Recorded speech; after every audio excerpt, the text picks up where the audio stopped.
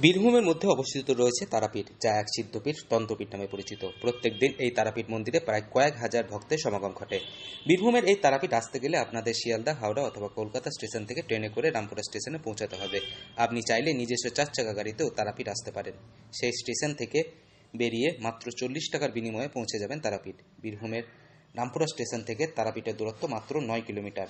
আর মূলত বৈশাখ মাসের প্রথম দিক থেকেই তাপমাত্রা কখনো 40, কখনো 45, কখনো 47 ডিগ্রি সেলসিয়াসের কাছাকাছি। মাঝে 2-1 দিন বৃষ্টিপাত হলেও তাপমাত্রা কমার কোনো বালাই নেই। ঠিক সেই জায়গায় দাঁড়িয়ে মন্দির কমিটির তারাপীঠ মন্দিরে আগত পর্যটকদের কথা মাথায় রেখে বেশ কিছু সিদ্ধান্ত গ্রহণ করেছে। তবে তারাপীঠ আসার আগে একবার জেনে নিন ঠিক কী কী সিদ্ধান্ত গ্রহণ করা হয়েছে মন্দির কমিটির তরফ থেকে। তারাপীঠ মন্দিরের এক সেবায়েত পুলক চট্টোপাধ্যায় জানান, পর্যটকদের কথা মাথায় রেখে মন্দির কমিটির তরফ থেকে মাথার উপরে সেট তৈরি করে দেওয়া হয়েছে। তার ফলে গরম থেকে রেহাই পাওয়া যাবে অনেকাংশে। এই যে তীব্র গরম, কখনো দেখতে পাওয়া যাচ্ছে তাপমাত্রা, সেই জায়গায় দাঁড়িয়ে তারাপীঠের মন্দির কমিটি থেকে কী কী সিদ্ধান্ত?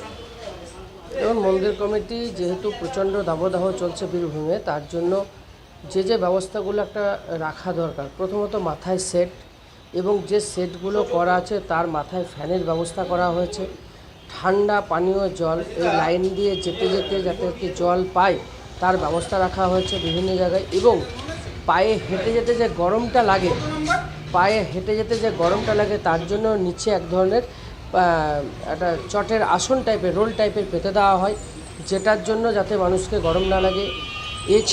এর পাশাপাশি সেটের ওপর পর্যাপ্ত পরিমাণে ফ্যান এবং ঠান্ডা জলের ব্যবস্থা করা হয়েছে। এছাড়াও যেহেতু মন্দির চত্বর পুরোটাই পাথর এবং মার্বেল দিয়ে তৈরি, তাই এই গরমে পায়ে হেঁটে যাওয়ার সময় যেন গরম না লাগে সেই কথা মাথায় রেখে চটের আসনের ব্যবস্থা করা হয়েছে। এর পাশাপাশি যদি কোনো তীর্থযাত্রী অসুস্থ হয়ে পড়েন তার কথা মাথায় রেখে মন্দিরের মধ্যে স্বাস্থ্য পরিষেবার ব্যবস্থা করা হয়েছে। তবে শুধুমাত্র মন্দির কমিটির তরফ থেকে সিদ্ধান্ত গ্রহণ করা হয়েছে সেটা নয়, এর পাশাপাশি হোটেল অ্যাসোসিয়েশনের তরফ থেকে অনেক হোটেল রুমের ক্ষেত্রে ছাড় দেওয়া হয়েছে, যেটা অন্যান্য। এছাড়া যেটা ব্যবস্থা রাখা আছে, যদি হঠাৎ করে কেউ গরমে অসুস্থ হয়ে যায় তার যে প্রাথমিক যে স্বাস্থ্য পরিষেবা সেটা আমরা মন্দির থেকে দেওয়ার চেষ্টা করি। এই সমস্ত ব্যবস্থাগুলো এই মুহূর্তে রাখা হয়েছে।